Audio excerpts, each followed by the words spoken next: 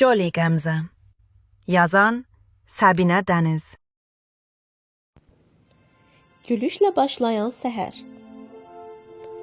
Günəş hələ təzəcə doğmuşdu.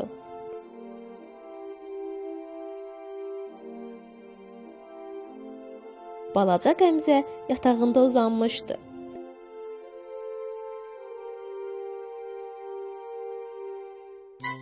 Biraz sonra anasının səsini eşitdi. Qəmzə, oyan! Günəş artıq gülümsəyir. Qəmzə yatağından qalxaraq özünə baxdı. Günəş gülürsə, mən də gülürəm.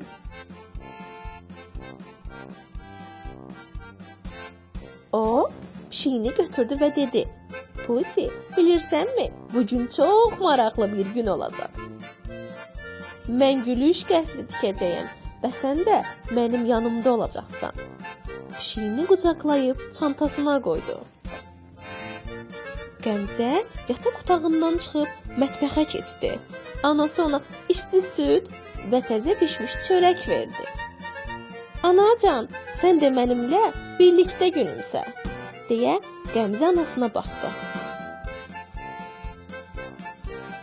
Anası da gülümsədi və dedi: Sənin gülüşün bizi xoşbəxt edir, balam.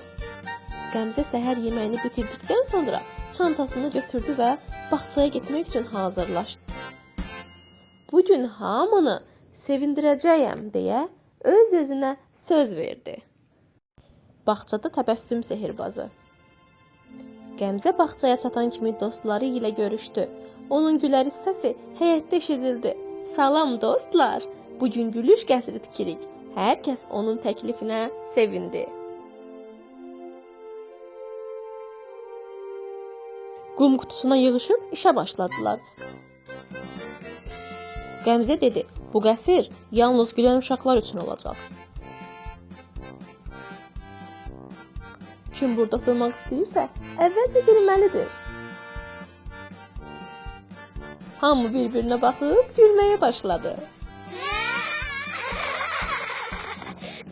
Birazdan Bülbül müəllim gəldi.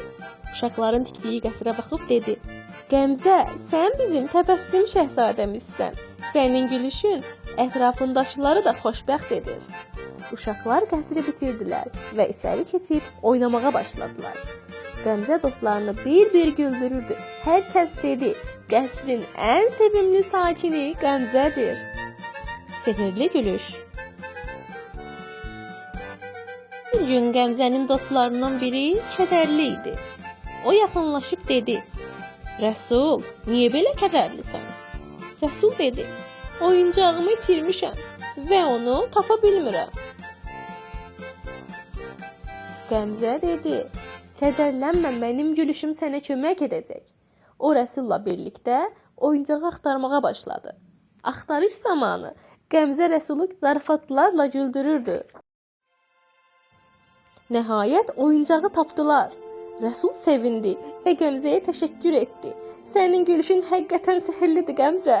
O gündən sonra uşaqlar sehrli gülüş oyunu yaratdılar. Oyun belə idi. Hər kəs bir-birini güldürməyə çalışırdı. Qalib isə hər zaman Qəmzə olurdu.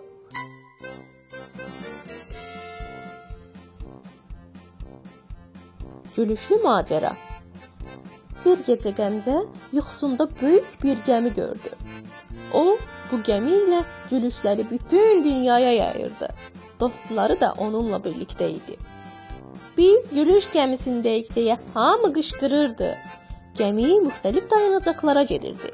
Hər dayanacaqda Qəmzə yeni dostlar qazanır və onları güldürürdü. Uşaqlar, böyüklər, hətta heyvanlar belə onun gülüşünə qoşulurdu. Gəmidə heyvanlar arasında da gülüş yarışı təşkil olundu. Pişiklər, itlər, hətta dovşanlar belə bir-birini güldürməyə çalışırdılar. Ən çox gülən pişik oldu və Qəmzə ona Gülüş kralı adını verdi. Gülüş gəmisi o qədər parlaq idi ki, uzaqdan baxanlar belə onun sehrini hiss edirdilər.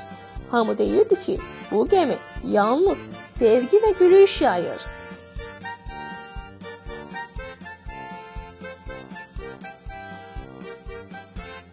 Gülüşün əhəmiyyəti. Axşam Qəmzə valideynlərinə başına gələnləri danışdı. Ana, ata bilirsinizmi? Mən hamını güldürdüm.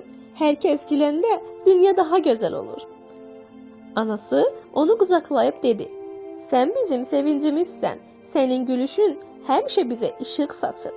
Atası isə əlavə etdi: Gülüşün dünyanı dəyişə bilər, balam.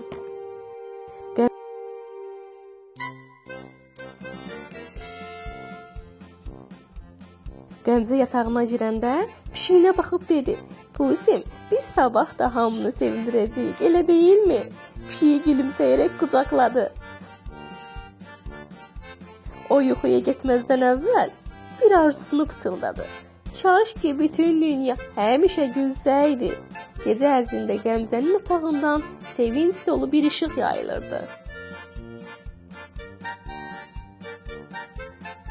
Qəmzə yuxusunda Pusi ilə dünyanı gülüşə qərq edəcəyini görür və beləliklə gülüş şəhzadəsi Qəmzə gülüş və sevinç dolu macəraları ilə hər kəsi xoşbəxt etdi. Onun gülüşü heç vaxt sönməyəcək.